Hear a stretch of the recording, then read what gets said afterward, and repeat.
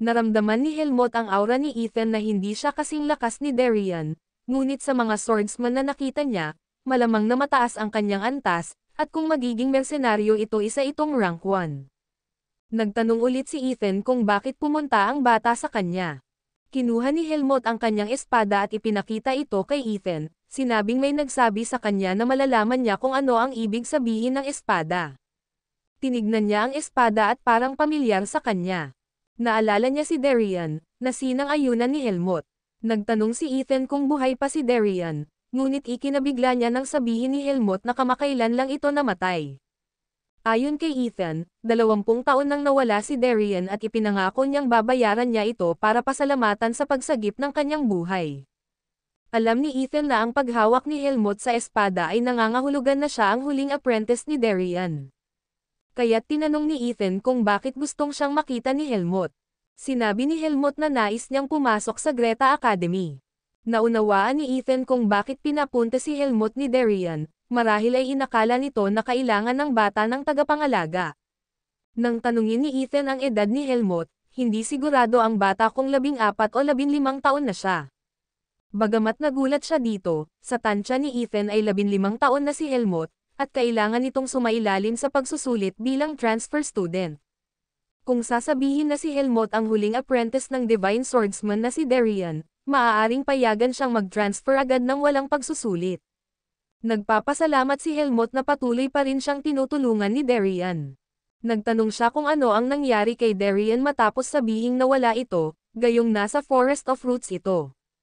Hindi alam ito ng mga kakilala ni Darian, kaya't maaaring ipadala siya doon nang hindi niya kagustuhan. Kung malalaman ng nagpadala kay Darian na siya ay apprentice nito at mayroon siyang Seed of Darkness ay maaaring ipadala siya ulit sa gubat. Kaya't naisip ni Helmut na hindi niya maaring isalaysay ang lahat. Sinabi niya kay Ethan na manganganib ang kanyang buhay kung malalaman ng iba na siya ay apprentice ni Darian. Labis na nagulat si Ethan dito at nagtanong kung sino ang gustong pumatay sa kanya. Sinabi ni Helmut na darating ang oras na sasabihin niya ang totoo. Pinayuhan niya si Helmut na humingi ng tulong kung kinakailangan.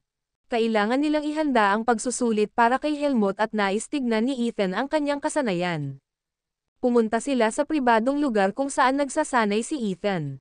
Hiniling niya kay Helmut na putulin ang malaking sanga ng puno gamit ang inihandang kahoy na espada. Ang white birch ay mas matigas kaysa sa karamihan ng kahoy.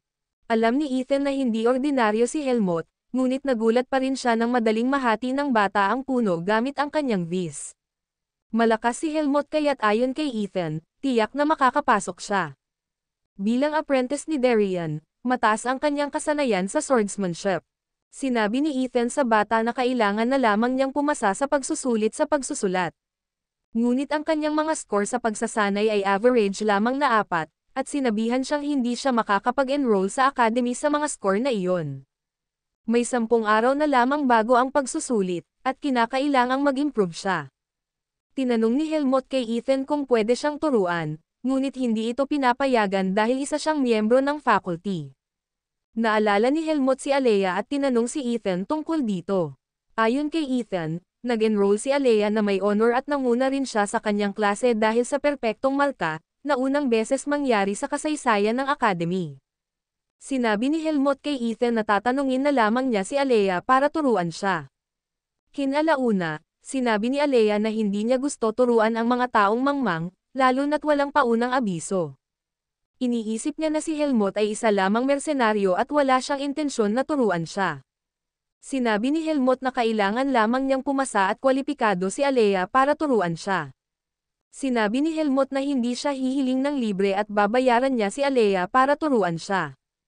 Nasaktan si Alea pero hiningi niya ang 100,000 marks para tiyakin na hindi na itutuloy ni Helmut ang pangungulit.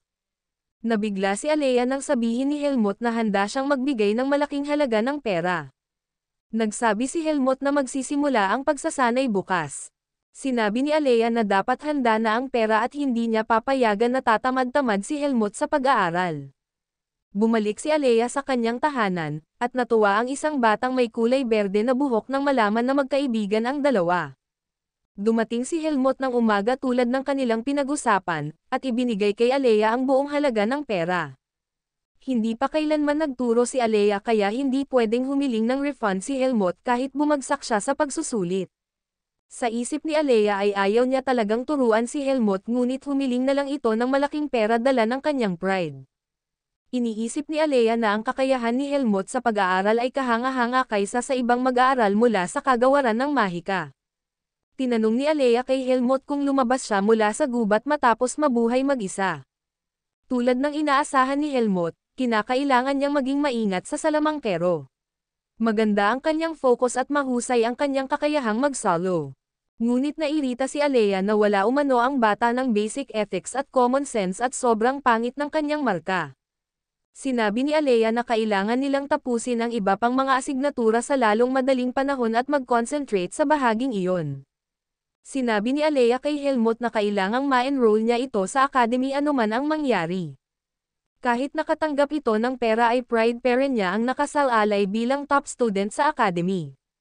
Hindi makapagsalita si Alea sa kawalan ng pangunawa ni Helmut sa mga mababaw na paksa tungkol sa basic ethics at common sense.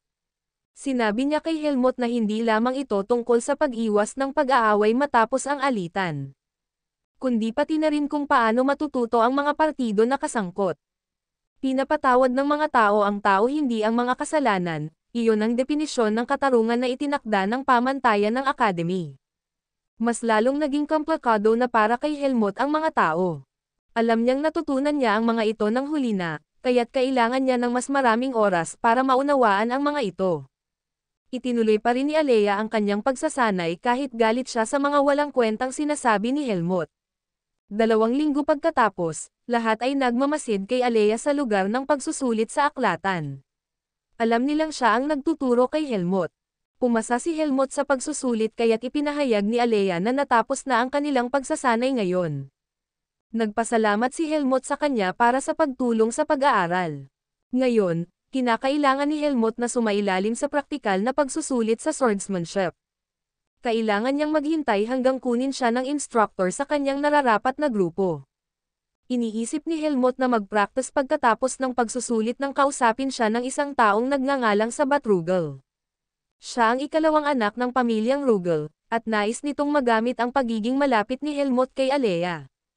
Tinanong niya kay Helmut ang kanyang apelyido, ngunit naguluhan ang isip ni Helmut. Tinanong ni Sabat ang apelyido ni Helmut upang makilala siya. Ang pamilyang kilala lamang ni Helmut ay ang nakasulat sa loob ng kwintas, si Margaret Irene. Ngunit alam niyang malamang ay hindi niya dapat banggitin ang pangalang iyon dahil iniwan siya sa Forest of Roots. Sinabi ni Helmut na isa lamang siyang ordinaryong mamamayan na walang apelyido. Nagsimulang maliitin ni Sabat at mga kaibigan nito si Helmut matapos malaman ang katotohanan. Nagtatanong sila kung paano niya napapayag si Alea na turuan siya. Isa sa mga supervisor ang pinatigil si Sabat dahil sa ingay at pinaalala sa kanya na mahigpit na ipinagbabawal ang discrimination sa academy. Kinakailangang umupo ng mga aplikante at bago sila umalis, pinapaalala ni Sabat kay Helmut na manatiling mababa at huwag lumapit sa mga taong mas mataas ang uri. Nagtitipon ang mga kalahok sa isang silid para sa praktikal na pagsusulit. Ito ay isasagawa bilang grupo at ito ay gagawin sa 2 magkasunod na yugto. Tinitignan ng mga kalahok si Helmut at napagtanto niya na ang mga tao ay palaging may mga klasifikasyon sa kanilang sarili at ito ay hindi lamang batay sa lakas. Kasama si Helmut sa pang-4 na grupo at pumasok na siya sa lugar. Kinakailangan niyang putulin ang puno ng Blackwood sa unang yugto gamit ang inihandang kahoy na espada. Malaya silang gumamit ng anumang uri ng espada at wrist na kanilang nais. May restriction na 5 minuto matapos nilang hawakan ang espada. At kahit hindi nila magawang putulan ang kahoy sa itinakdang oras hindi sila matatanggal. Masyadong madali ito para kay Helmut at wala sa mataas na antas ang kahoy na hindi niya kayang putulin. Nagulat ang instructor nang umpisahan ni Helmut ipakita ang kanyang vis at pinutol sa gitna ang kahoy. Kinailangan pa ng supervisor ng maraming hampas para mahati ang ganong kahoy ngunit si Helmut ay isa lang. Duda ang ibang aplikante kung paano natapos ni Helmut ang unang yugto ng mabilis. Ang ikalawang yugto ay naglalaman ng labanan habang sinusubaybayan ng mga tagapagturo. Magkakaroon ng one-on-one na duelo ang mga aplikante gamit ang kanilang sariling kasanayan sa espada laban sa kanilang kalaban sa loob ng 8 minuto. Ang kanilang pagpasok sa academy ay dedesisyonan matapos ang maingat na pagsusuri, at ang mga kalaban ay sasabihin ng random. Naniniwala si Sabat na ang sinumang kalaban ni Helmut ay madaling makakapasok. Tumitig lang si Helmut sa kanya nang walang sinasabi kaya't tinanong siya ni Sabat kung bakit hindi na lamang siya saktan. Inuudyukan ni Sabat si Helmut na saktan siya kung siya ay nainsulto sa sinabi niya. Napaisip si Helmut kung aalis si Sabat kung gagawin niya nga ito, ngunit biglang inanunsyo na si Helmut ay lalaban sa isa pang aplikante na may pangalang Andrew. Si Ethan ay isa sa 3 hurado at dahil si Helmut ay inirekomenda niya kaya hindi niya kikilatisin ang kanilang duelo. Ito ang unang beses na nagrekomenda si Ethan ng isang tao, kaya mataas ang ekspektasyon ng ibang hurado. Magtatagal ang laban ng kabuoang 8 minuto, may 2 yugto at tatagal ng 4 na minuto bawat isa. Hihinto ang laban kung ang isang aplikante ay hindi na makakahawak ng espada o hindi na makakapagpatuloy sa laban. Narinig ni Andrew na isang ordinaryong mamamayan si Helmut, kaya't inakala niyang hindi dumaan ito sa formal na pagsasanay. Gayunpaman, gamit ang sining sa espada na itinuro sa kanya mula pagkabata, natalo ni Helmut si Andrew sa loob ng isang iglap. Nanalo si Helmut sa duelo, nakita ng mga hurado na mabilis at malakas ang kanyang espada at mahirap paniwalaan na ito ay galing sa isang bata. Muling humanga si Ethan nang makita ang galing at lakas ni Helmut. Malaki ang agwat sa pagitan ng dalawang mag-aaral kaya't mahirap maunawaan ang antas ng kasanayan ng aplikante. Sinabi ni Ethan kay Helmut na makipaglaban kay Andrew na parang tinuturuan niya ito kaysa talunin. Sinabi kay Andrew na ipakita ang kanyang kakayahan sa susunod na laban. Nang siya'y magsimulang umatake kay Helmut, sinabihan siya ni Helmut na maging mas mabilis sa pag-atake. Kapag gumagawa siya ng malalaking galaw, mas madaling napipigilan ang kanyang atake. Tinuruan rin niya siya ng maraming tips sa pag-atake at depensa. Ang paraan kung paano tinuturuan ni Helmut si Andrew sa duelo ay nagpapakita kay Ethan ng alaala kay Darian noong siya ay malapit ng sumuko habang nakikipaglaban sa isang demonic beast. Ngunit dumating si Darian at sinabihan siya na labanan ito, at sa pagtingin kay Helmut ngayon ay tila nagbabalik si Darian.